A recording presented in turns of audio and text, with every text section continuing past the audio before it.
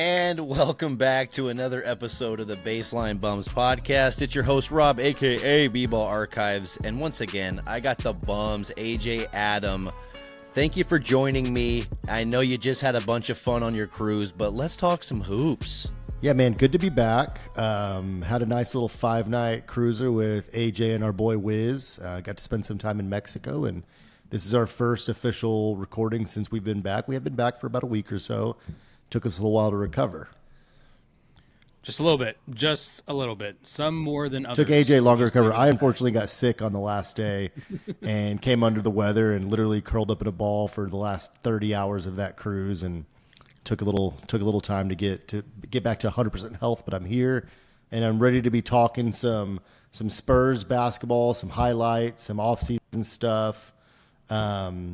I know the first topic we're looking to discuss is we were going to get into paying homage and paying our respects to the longest tenured lead announcer in the history of our organization, and Bill Land. So want to start it off with Robert AJ to give us our thoughts and respects to Bill. Absolutely. Well, I mean, you know, he's 72 years old. He's been in broadcast for literally 5 decades.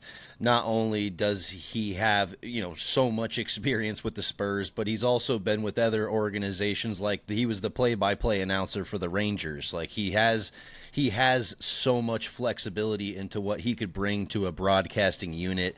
I'm just so thankful that we were able to hear "Oh Mama Wembanyama" at least a few times before he retired. But I think we can all share this sentiment. Just fuck cancer, right? Yeah. Yep. Absolutely. Yeah, I mean, one of the best things about Bill that you hear around San Antonio is, like, obviously he's in our ears whenever he's doing the announcing, but I mean, when you see him out in public, he's like the nicest guy you've ever met in your entire life. Never turns down a picture, never says, you know, hey, I'm too busy. It's always, yeah, absolutely, you know, give you a hug, give you a handshake.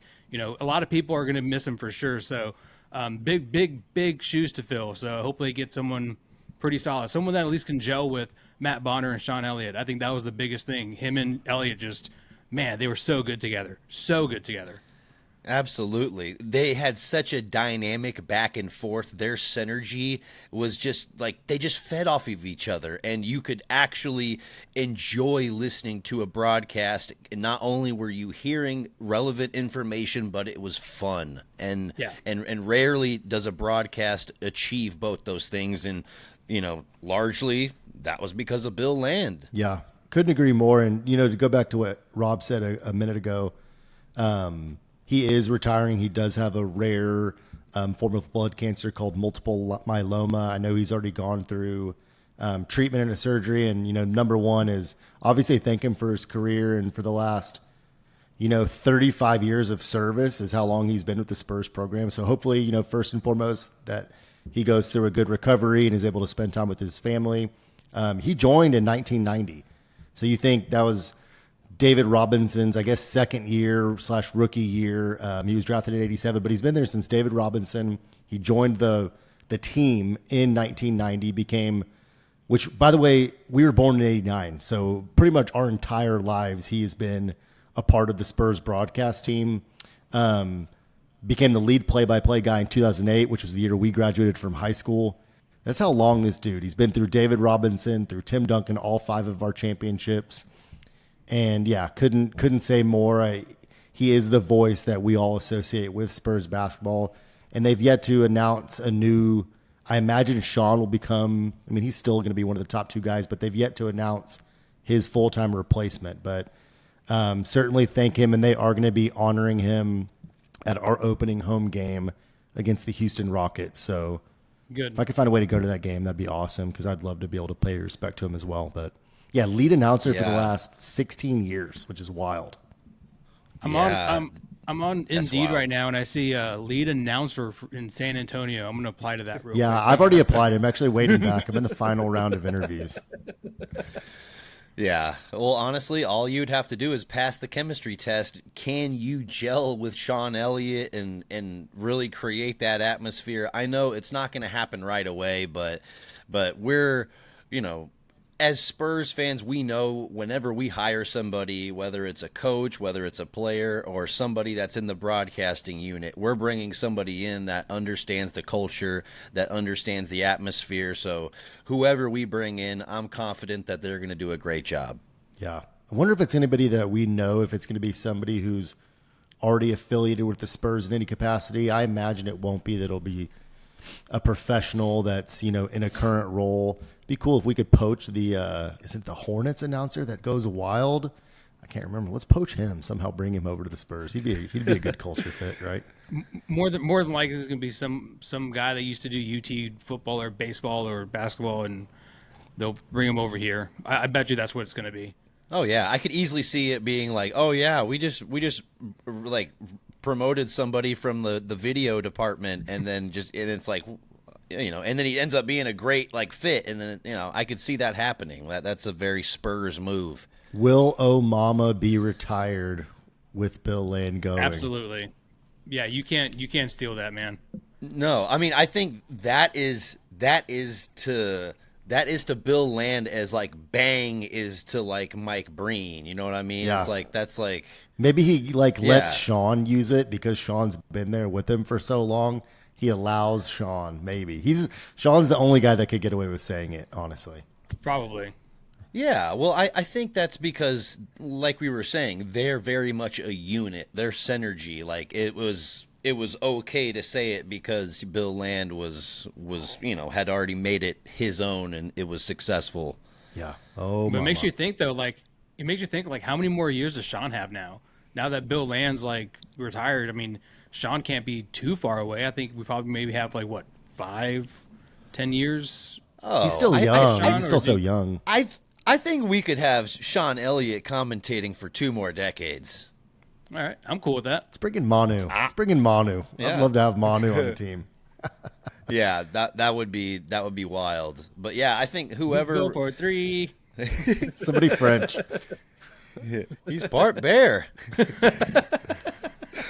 But whoever we bring in, they're gonna have some big shoes to fill, and it's not because Bill Land was a big guy, but it's just because of what he meant to the organization. He was an absolute cornerstone. You didn't watch a Spurs game without hearing that voice. Do you know how you're making me wonder how tall he is now that you said that? Well, I just see him next to Sean Elliott, and he looks small, so I just assumed he was like 5'8" on a good day, maybe. Right, yeah. He coached McCone to you.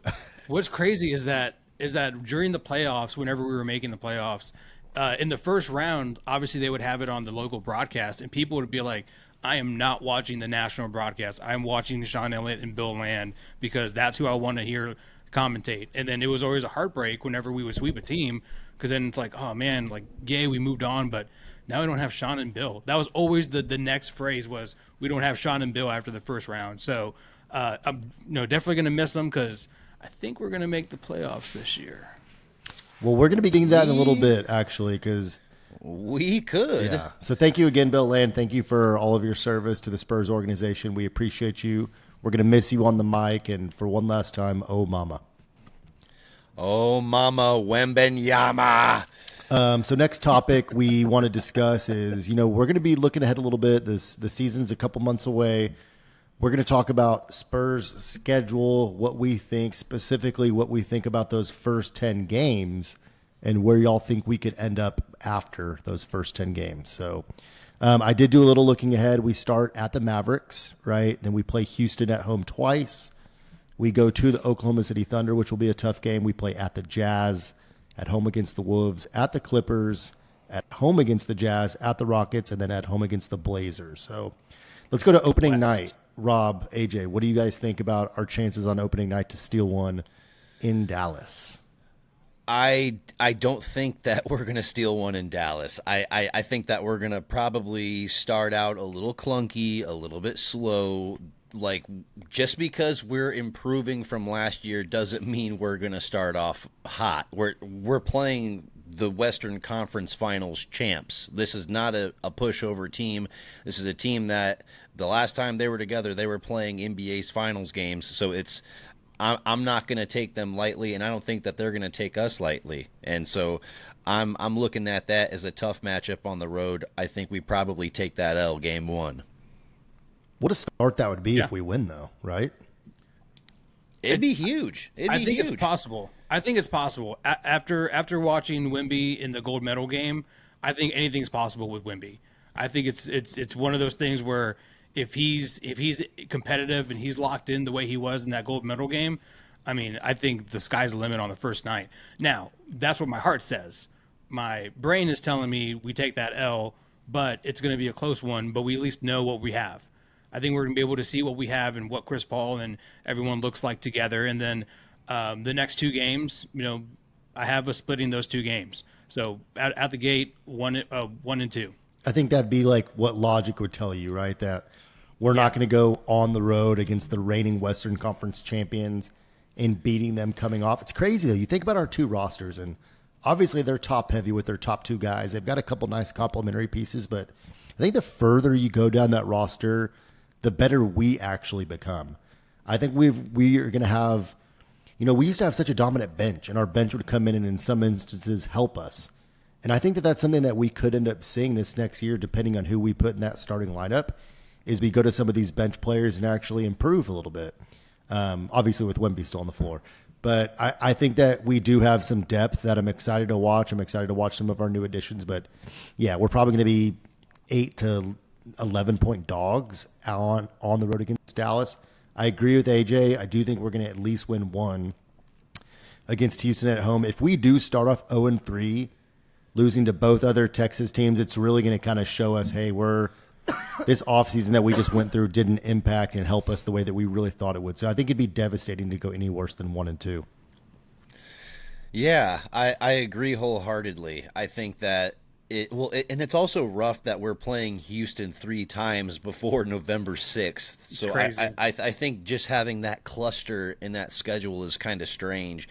But at the same time, I think that there's no reason to believe that after a loss after that first game that we don't come back-to-back home games against Houston. I have us winning both of those games. I think that we're gonna play solidly. I like how we match up, especially if we can. In my opinion, how we play Stephon Castle and how we manage his minutes and whether he is playing more like a starter or more like a reserve guy, I think that's the biggest question to me, because so many other people, I see their clear role, I see how they're getting on the court, but I think that he has a potential to be in that main unit more often than not, or he has a potential to be a spark in our second unit, and I just don't quite know where he's going to fit. So depending on that, I see no reason why we can't just really compete with a team like Houston. I mean, as much as any team in the NBA, we really don't know what product we're going to be putting on the floor next year. Chris Paul and a true point guard coming in, and with how we just started last year, could change the makeup of our team so much. Having another perimeter shooter and Harrison Barnes could change the makeup of our team a lot. Asking some of these other role players of ours from last year to do less is going to help. Wemby getting better. Vassell getting a year older and getting better. Keldon getting a year better.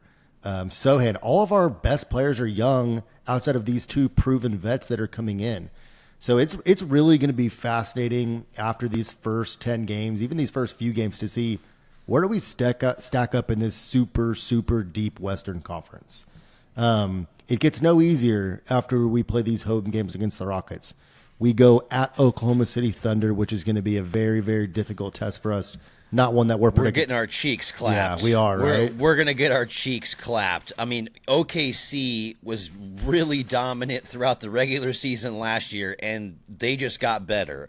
Isaiah Hartenstein is going to make their front court feel way more complete, and our matching up against them does not look good. Not from a front court standpoint, not from a guard standpoint, not really from any standpoint. So I'm worried about that kind of matchup.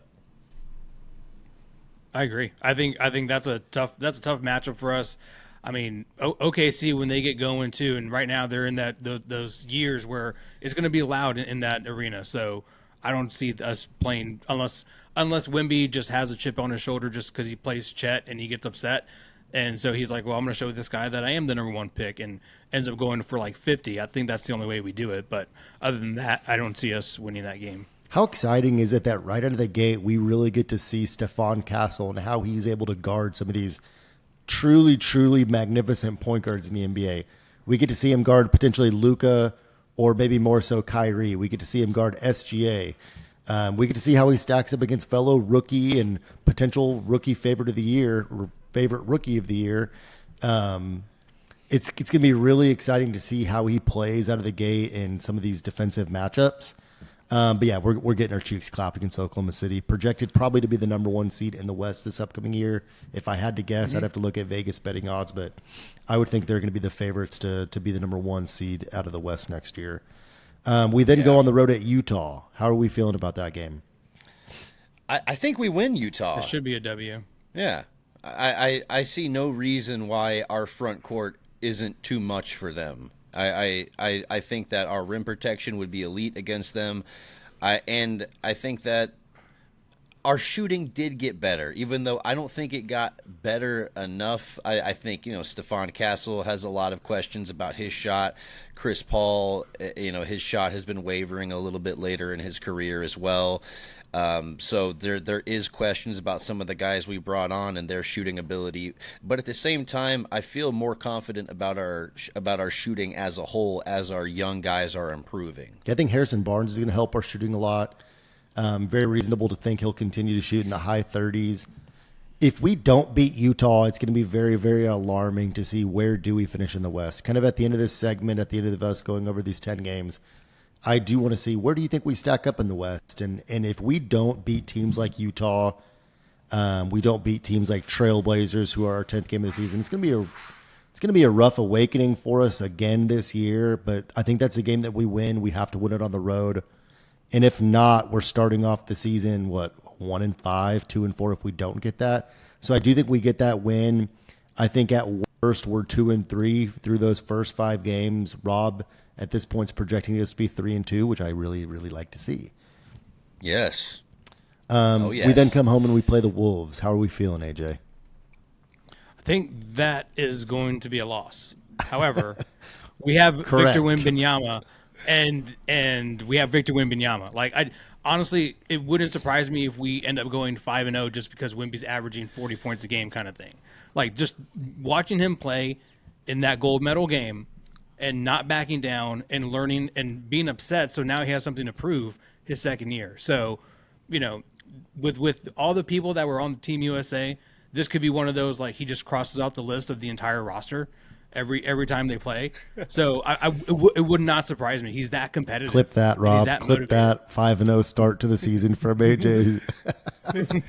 Yeah. Okay. No. Well, honestly, I think could see us winning this game. I could see us winning this game. It's possible. It is possible, not only because that, but this game's on my birthday, and I think that nice. I think that I'm gonna just put in a nice special birthday wish that the Spurs get a W, and hopefully it comes true. I think we need to find a way to go to this game, as a matter of fact. It's fair. Yeah. Oh yeah. Well, my brother is a season ticket holder, so I will be hitting him up. Let's do this. I'm down. Yeah. Well, also, I mean, who they got outside of Anthony Edwards? Rudy Gobert. Yeah, guys who can't even play for their saw own that national defense. team. Wow. Shout out to Rudy Gobert struggling to get on the court for France. Well, and that's also what I'm saying. Maybe Wemby was a little disappointed at him. He's like, hey, I'm going to go at you in the regular season. First matchup, boom, I'm going to drop a 40-piece on your head. Can't wait to see Stephon Castle lock up Dillingham, too. Yeah, let me look at that. Watch us trade away Dillingham and us feel better about it whenever he struggles to score against us. So I think if we're going to start off, anywhere close to 500 or better through these first games, we've got to either pull off that win against the Wolves, or we've got to be willing to go into Los Angeles and take down the Clippers. How are we pulling that off? And do we have a chance? Yeah. I think we can pull off a win against the Clippers. I think the Clippers are a team that they just traded away arguably their player that represents a large portion of their identity, and I think that they're kind of searching for a new identity. So if they struggle at the beginning of the season, it wouldn't surprise me one bit. I think that would be a good time for us to take advantage and potentially get a win. Yeah, I agree. I just Sold think me. the Clippers are in. The Clippers are in what like the Spurs were back in 2018, 2019. They're like on the cusp, but they're still good. But they're kind of rebuilding, but not really because they have a new stadium. So I just didn't see them get any better over the offseason. So I think early on, especially, that we come in and break in that new stadium really nicely with a Wemby 55 piece. They really did nothing to get better, right? They definitively got worse. And that's a team, if we want to have a chance to be a play-in team this year, like we've got to win a game or two against the Clippers, right? Like that's the type of team that we've got to go and be able to at least give them a run for their money on the road if we're going to be that type of play-in team. So we then come home and we play the Jazz again at home. We piece them up. We let Lauri Markkanen know that since he's not in a Spurs uniform, that he is no longer deserving of the massive contract that he just got. So I think we got to beat the Jazz at home, right? For sure. I agree. I think our matchup with the Jazz is just favorable. I'm gonna go ahead and just if we're facing Utah, I'm putting a W next to it. Same. Utah or Portland W's. So we play the Rockets at home. The Rockets are pissed because we just pieced them up twice in our own arena, right? The Rockets are getting their get back. Reed Shepherd's going for 14 and 3 against us. Maybe with a block and a steal. He's going off. Yeah, he's putting up 14 and 4. So the Rockets get us back, especially if we start 2-0. We're not going into Houston and beating them 3 straight times. Let's be realistic. Yeah, we're not going to beat an NBA team 3 times before November 6th. I think it's just really hard to have a team's number that much that early on. Especially a Rockets team who should be getting better, right? Yeah. Also, we play them in the preseason too. Like the game before the Mavs, we play the Rockets, so we play them a lot early on. So, I mean, Jesus Christ, like all the time. So, no wonder why everyone hates each other. So, I think we lose that game, but I think we win the next one. Yeah, I don't think that's unreal, dude. It's crazy. It feels like the NFL is just about to start, and NBA preseason game 1 is October 7th. That's like a month and a half away from basketball, and we're just getting going in the NFL. It's crazy that they're so basketball close to each other. Jones. Baby, ooh, ooh, ooh. Okay, so we lose to the Rockets. We give them the business at home though, and then the 10th game of the year is the Trailblazers at home. If we're not beating the Trailblazers at home, let's just camp up and give in our season and go for kick the flag at that point. We're clapping Portland cheeks at home. I'm fully convinced that there's a handful of teams that we are significantly better than, and they're towards the bottom, and we're firmly in that play-in borderline awful. Playoff discussion. They're terrible. Yeah, They're really bad. Like their best They player were is us Anthony 2 years Simons. ago. Like, who's their best Chauncey player? Billups is your coach. Chauncey Billups is their best player. Like Shaden Sharp. Yeah, they were stoked about DeAndre Ayton. They really are. Like when Ayton's like the borderline identity of your team with Anthony Simons, like you're fucked. You're in a lot of trouble. But there was that hot rumor of Simons coming to the Spurs, and I was excited about that. I'll take him. I'll tell you, he sucks for was them, it. but he's great for Starbeat. us. No. Yeah, microwave shooting. Well, I mean, well, he's not good if he's your best player, but he's a really good shooter, a really good scorer. Yeah, he can get a bucket for sure. Absolutely. Okay, But so we're clapping Portland cheeks, and wait. So is that 9? I think that's or 10. 10 So we games? got the Mavs first. We play the Rockets twice. The Thunder, the Jazz, the Wolves, the Clippers, the Jazz, the Rockets, and the Blazers. So the Blazers are our 10th game of the year. Yeah. So where are we sitting after this? Rob gives us an extra game against the Rockets at home to start the year. So Rob, what are we going? I mean 6-4, right? Holy. I think we're going to start 6-4. That's going to be a pretty strong start. Like I don't think that there's a really a much better start we could have. But I'm I'm already anticipating we're going to start off strong. I'm not going to go in there with pessimistic views. I'm kind of hoping we just come out cylinders firing, and if we do, then I think this could be it. This is called the Baseline Bums podcast, right? We have to have a little bias in us. We got the banner behind you, the big fundamental behind you. Come on now. I think if my house is on the line, if I'm putting my mortgage on the line, I'm betting we're starting 4-6. But I do think us going 5-5 is beyond reasonable. Anything above that, I'm fucking doing flips, bro. I'm going crazy if we somehow start off with this. This is not a super easy start to the schedule. I mean, it could be tougher, but the Thunder, the Wolves, the Mavs on the road, the Clippers, we got a couple games in there that should be absolute gimmies, but we don't start off incredibly easy.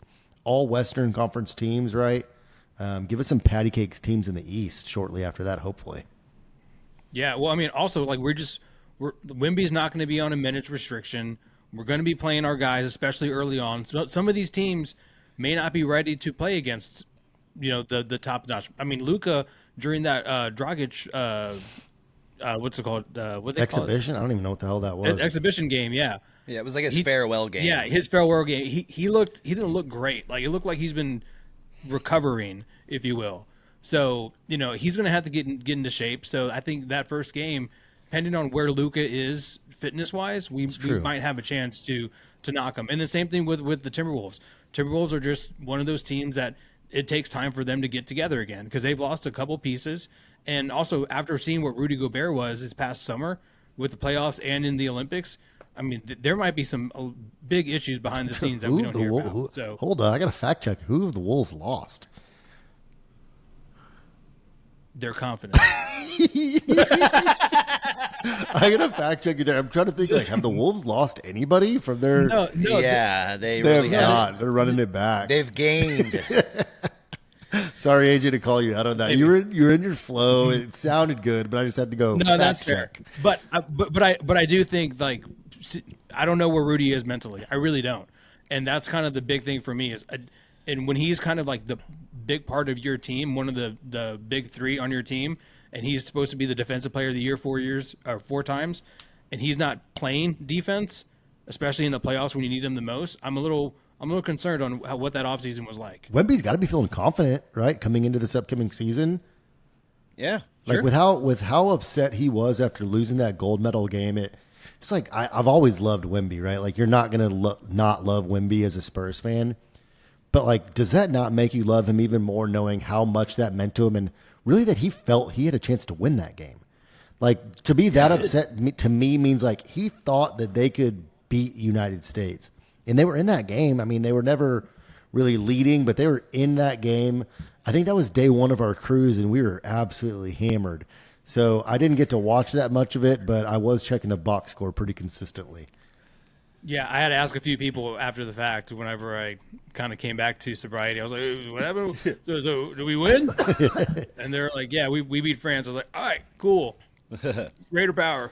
yeah. Okay, so we're starting off 9-1 after those first 10 games, right? Pretty easily. We're the number 1 seed in the West and the NBA, and you could print that. No, I think if we're 6-4, I'll be thrilled. So, West pecking order. yeah, the West pecking order. So this is what scares me a little bit. Like you start going down the teams in the Western Conference, and who are we like guaranteed to be better than? Portland and Utah. Give me one other team that you're like, we're beating them this year. Well, I think it'd be easier to go from top to bottom. Okay. So let's so OKC, Dallas, Minnesota, Denver. I think these are the teams that are in that top cluster. Okay. Where it's like it's hard for me to say that either one of these teams wouldn't have a chance to finish at the top. Agree. I think that next tier you could have Phoenix probably in that tier. Is that fair to say? Yep. Yes. I think the Clippers are taking a step back. Ooh. We did beat Phoenix a couple times last year, AJ. Do you not think that they should be getting better this year? I have they? I mean, they got Tyrese Jones, which is great on the cheap too. True. It's a proving year for him, but I mean, they're so top heavy, and also is Bradley Beal going to play more than 40 games or 50 games. Like, that dude is always out with some kind of back spasm. And it's only a matter of time before KD gets frustrated again. You know, he sees his friends out there winning games and he's stuck in Phoenix, and they kind of just keep kind of just pedaling in motion, just circles in the water. Well, how about New Orleans? How about New Orleans as a team that should be probably in that middling seed to low seed, like maybe 7-8 seed, but I think you could argue that they got better with the addition of DeJounte Murray. They kept the rest of their main pieces. I think Memphis with Ja Morant coming back, wild, yeah. I think that they're going to be really interesting. I think Edey is going to be. I'm going to go ahead and say it. I think that pick and rolls with Ja Morant and Edey are going to be really dynamic. He's going to be one of the best screen setters in the NBA. His height, his weight. Ja Morant's going to have a full second to get to the basket, and I think that he's going to have a lot of opportunities because of that. It's going to lead to a lot of success if he can keep his mind right off of the court. And stay healthy. I mean, they're a pretty talented team. 2 years ago, they were the number 2 seed in the Western Conference. Ja decides to shoot up half of Memphis, and he ends up not playing a lot of last year that he gets injured, right? So I think that they could rebound. Desmond Bane's a year older. He's a little bit better. JJJ's a little bit older, a little bit better. They still have Marcus Smart. They've got Ja Morant. They've got a pretty solid team, and I don't think it would surprise anybody to see them be a – I mean, couldn't they rebound to be one of the top 4 teams in the West? Isn't it possible? Well, that's what I'm saying. I think that until I see, Ja Morant come back and do his thing, I'm going to put them right outside of the teams that I've been seeing consistently finish towards the top of the West. But I think they could easily finish up higher than 4 or maybe even 3. Yeah. It just concerns me with guards like Ja Morant. Whenever you see them having an injury, lower leg injury, it's never the same again. I mean, we've seen him on social media, driving to the basket and stuff like that, but shit, like Ben Simmons looks good on social media too. So we got to see what his dynamic is coming back, because I hope he still has it. He's fun as hell to watch, but just you see those really lightning fast, high bounce guys just start to just decline and snowball after that. So hopefully he's okay, but that's just the reality of the situation. Yep. How about Sacramento? That's another team that should right take another step forward with the addition of DeMar DeRozan.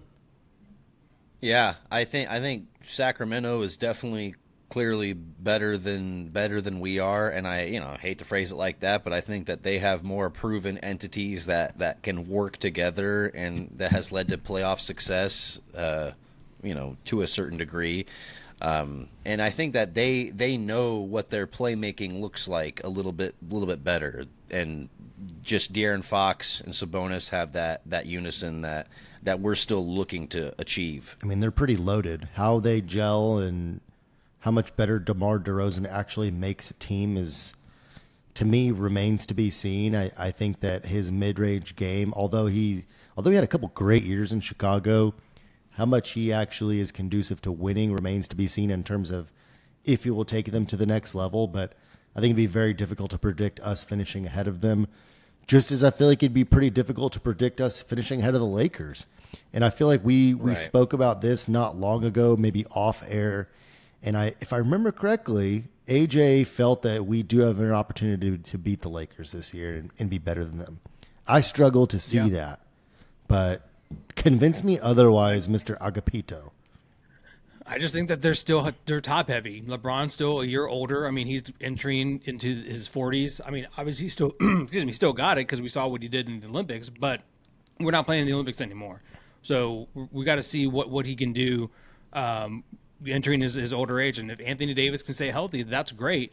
I just don't know if they have enough complementary pieces around them to really push to be a top four seed. I think their window is pretty much closed for the most part. I mean, they still got a chance because when you have LeBron James, you always have a chance. But I don't see them being super competitive here. And really, they might shock some people early on, but come New Year's, I think they start to fall off, and you're going to see them kind of go down the rankings from there. Well, I think when we're talking about the Lakers, we're talking about a team that is almost certainly going to make a big move before LeBron retires to try to extend the potential for success in LA. So I do think that they're going to make a move sooner rather than later to remain competitive. But at the same time, I agree that they're getting nothing but older, and they are declining from a success standpoint. Even though we just saw both LeBron and AD have a pretty solid Olympic outing, but that being said, I think that they are within our tier. I think that whether they're above us or below us remains to be seen, but I do think that they are within our tier. Now, one thing that AJ brought up a second ago that I have to agree with and echo the sentiment is, can they stay healthy?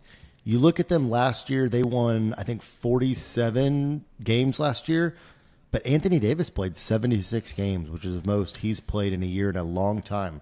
LeBron plays 71 games. What happens when one of those guys go down? To AJ's point, they're not very deep.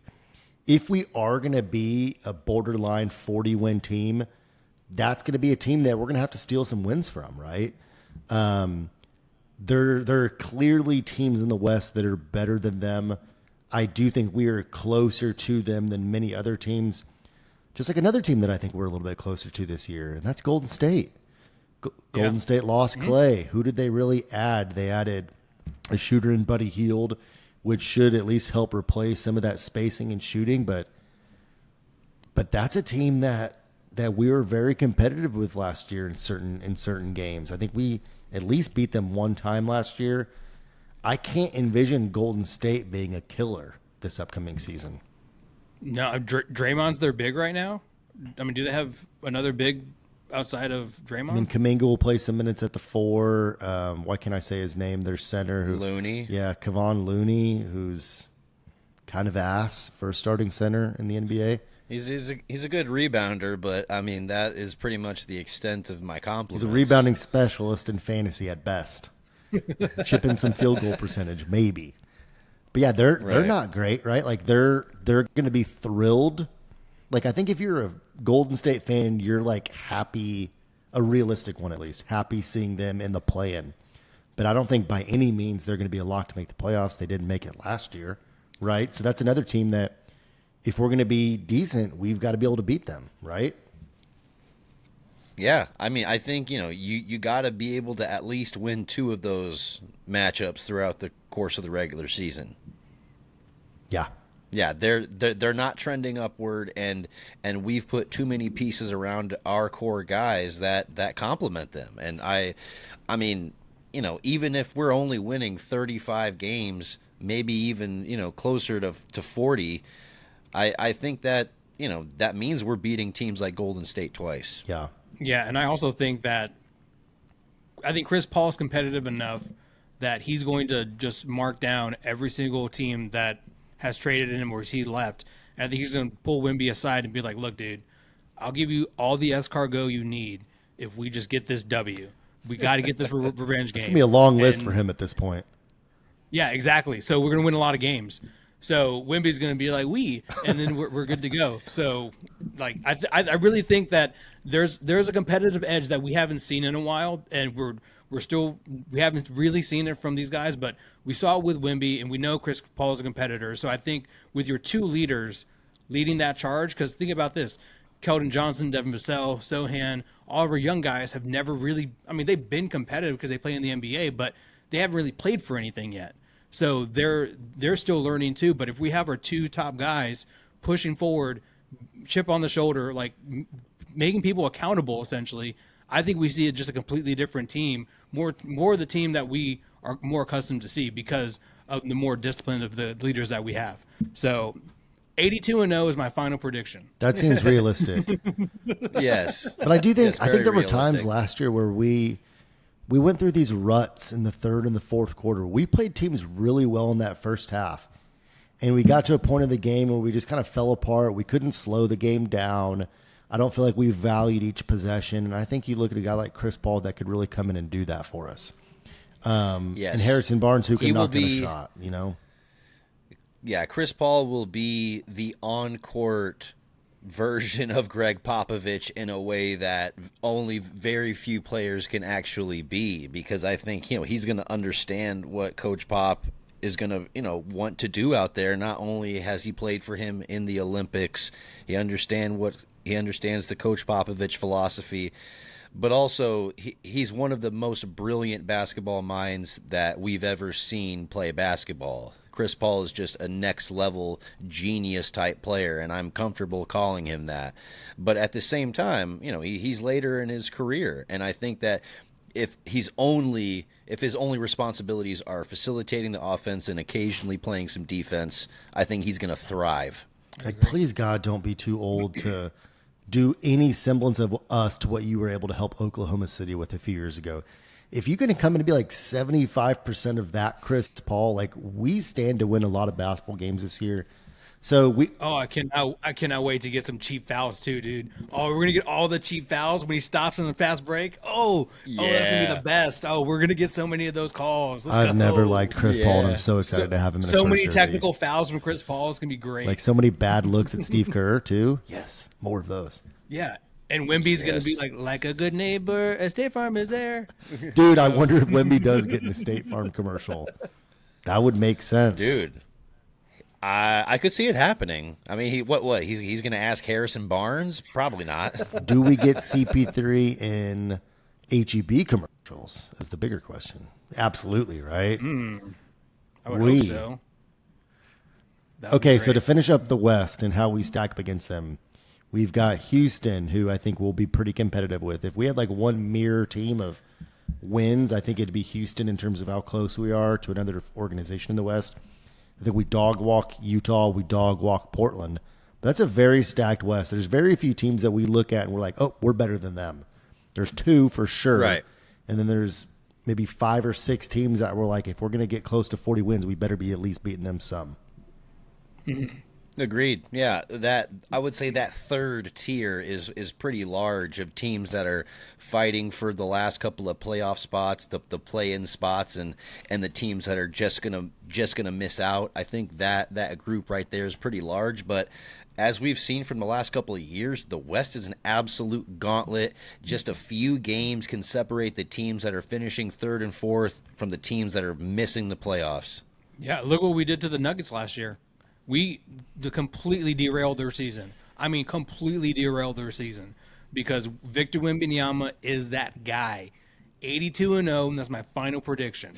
Jesus Christ.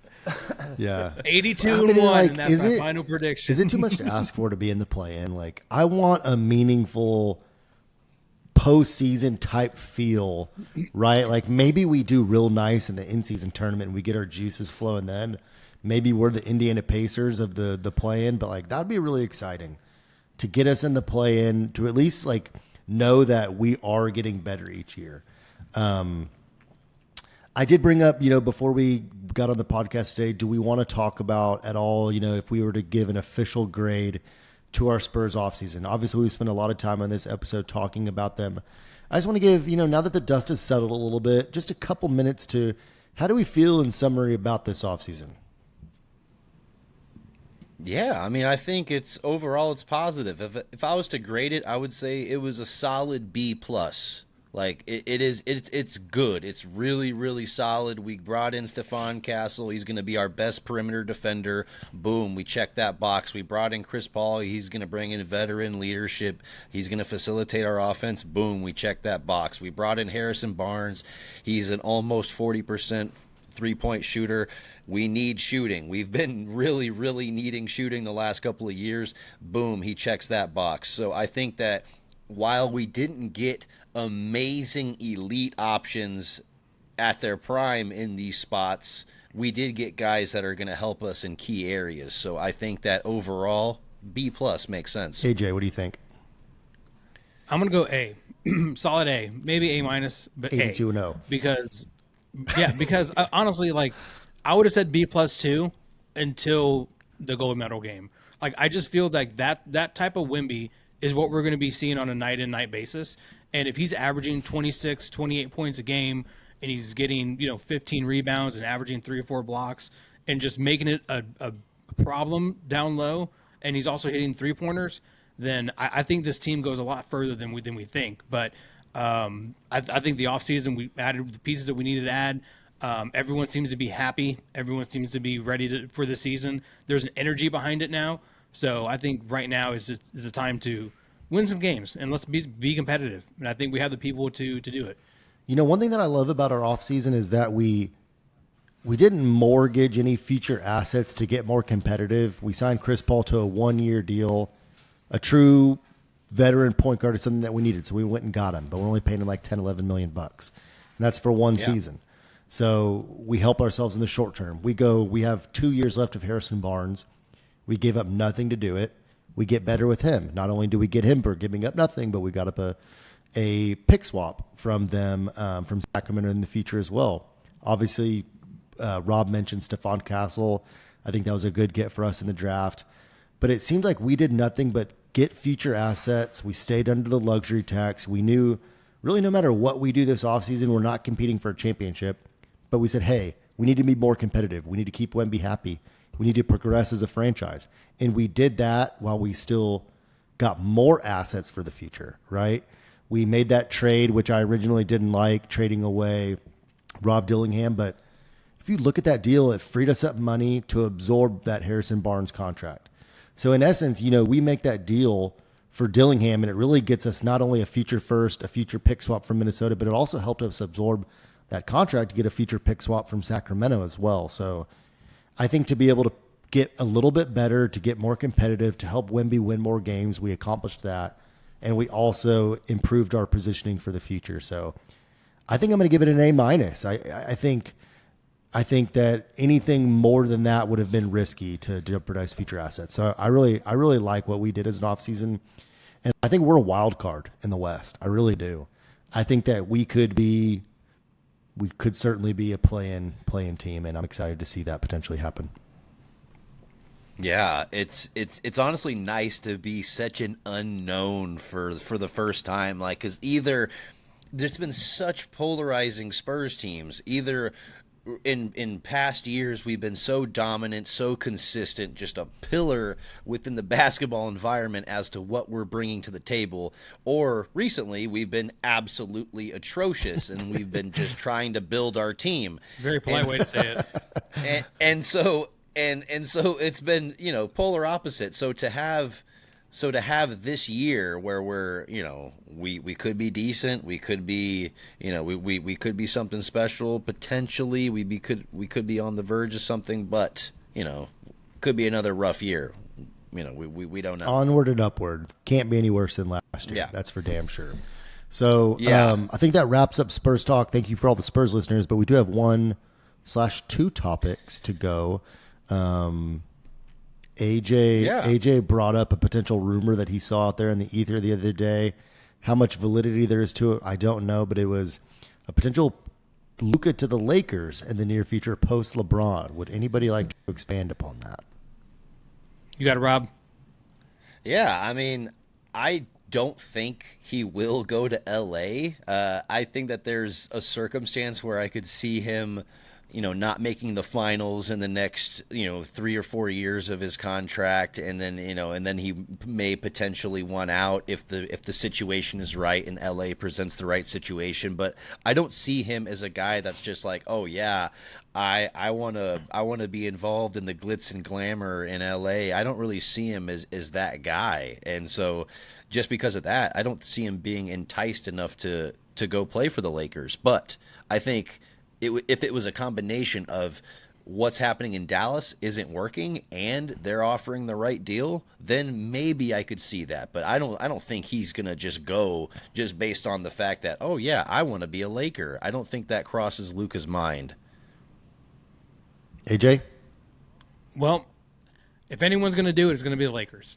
And, you know, I think it's one of those where they float the rumor out now, and then later on they'll find someone like equivalent to Luka to come to the Lakers and maybe pair them with Luka. So if it probably is just all smoke, nothing crazy. However, the best part about the NBA is free agency, and a lot of guys never get to touch it. And if Luka's going to be coming out of his contract, she did say that, If Luka comes out of the contract and he's like, I want to be a free agent, and the Lakers are there with just a pile of money because they can, and Dallas can't do anything about it, then we'll see what happens. But I think it's all smoke. It's probably nonsense. Well, let's look at the facts. Luka's under contract for 2 more years guaranteed. He has a player option 3 years from now. So he'll be under contract this year, next year. And then he's got a player option. I think it'd be slim to none that he opts into that player option, right? With how much the salary cap is going up, he'd be taking, I think he's due like high 40s million. I mean, he's going to be able to get way more than that 2 years from now, right? So I think it's reasonable to think he's a free agent in 3 years, right? I think it's beyond reasonable to think that. Where is Dallas in 3 years? They're coming off the best season that they've had since their championship in 2011. I think that this is the highest that Dallas will have gotten. I don't envision them ever getting back to the Western Conference Finals unless they do something dramatic with their roster. I don't want to say last year was a fluke, but I don't think anybody's picking them to go back. And what does Luka think 2 years from now if they've peaked? Let's look 2 years in the past, right?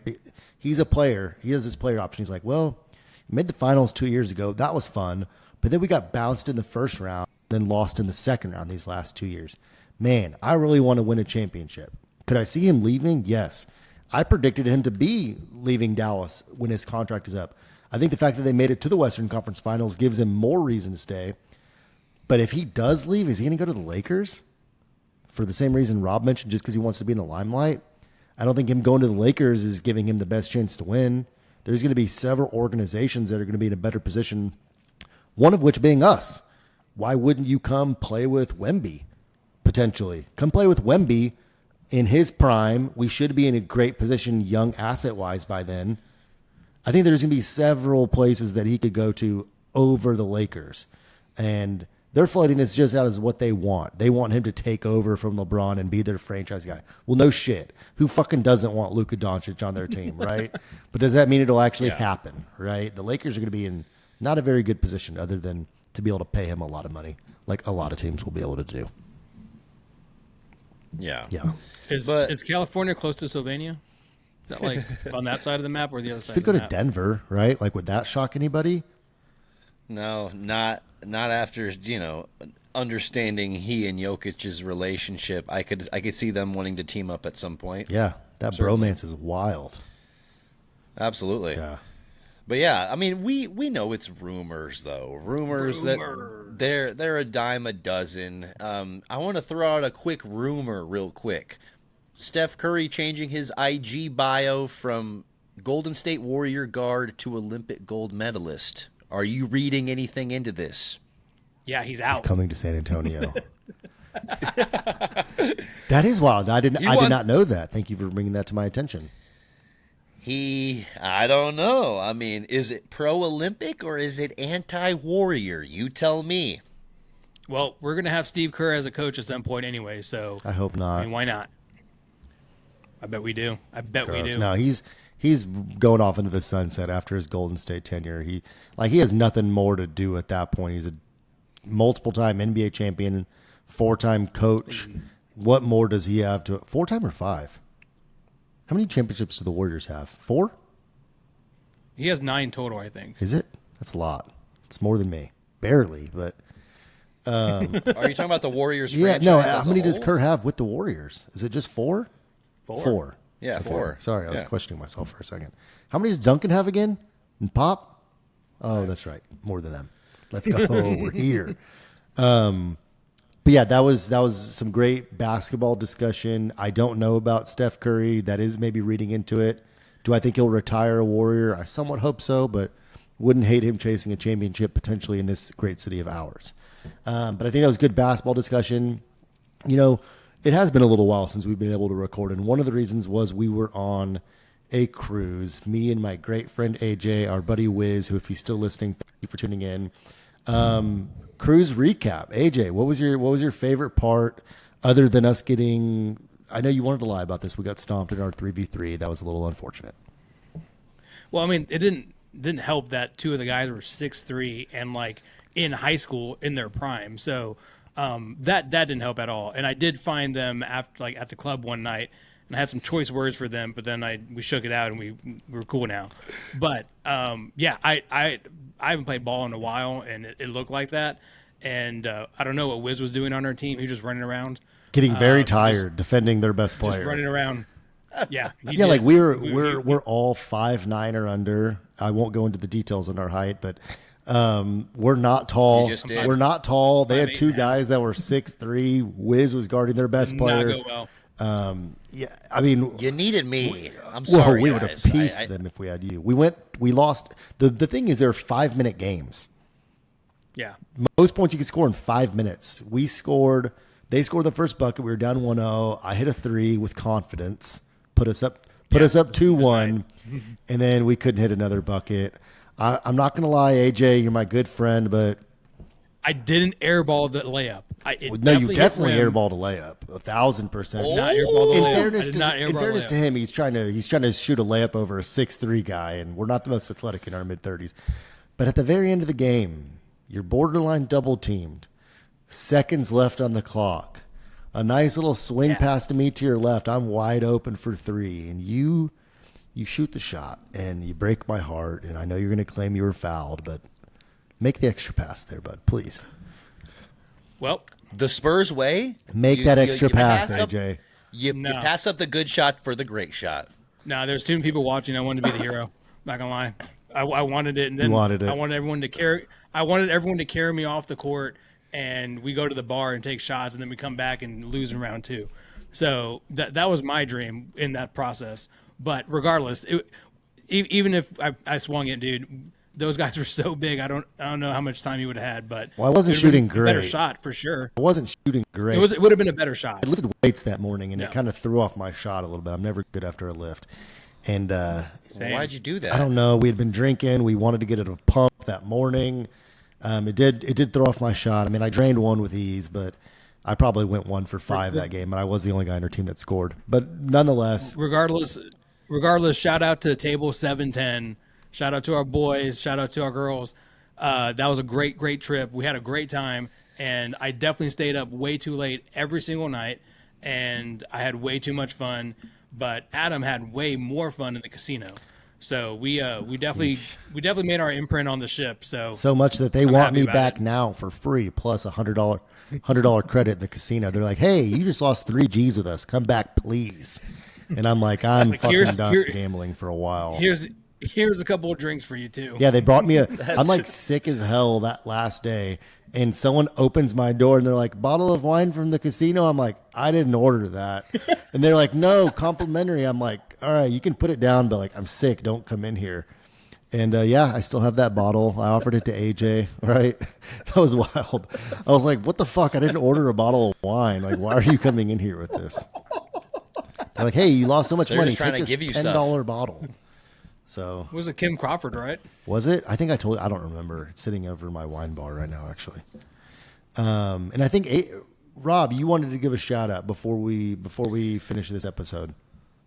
Oh, absolutely. I wanted to give a shout out to Kyle Banduho and his upcoming release of his new book, Movies with Balls. It's a book that discusses some of our favorite sports movies in a fun way. It's got cool illustrations, really, really dope colors. Overall, I think it's going to be a really awesome book. If you use the code PREORDER25 and you go to the Barnes & Noble store on their website, you can get 25% off. Boom, it's going to be right down here. Yeah, it's going to be a really awesome book discussing all different kinds of sports movies from Teen Wolf to Major League, bunch of different craziness, and I think it's going to be an awesome book, so go ahead and check it out. Congratulations to you on that, Kyle. Yeah, I look forward to reading it for sure. Absolutely, yeah. I think it's going to be really sick. Everyone should get it.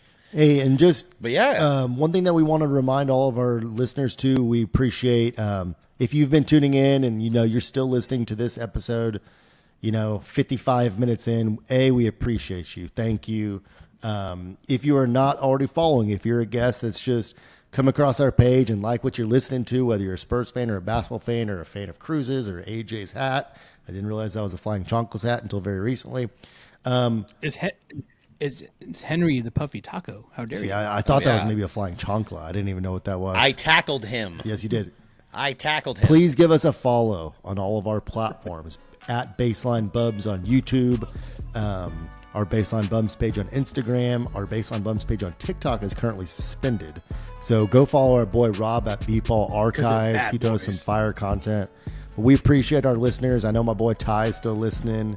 Yeah, we appreciate you guys. Thank you for coming along for this basketball journey with us. Absolutely. Yeah, it was an absolutely great episode. Yeah, no Arsenal talk over here. But at the end of the day, it is always go Spurs. Spurs. Go.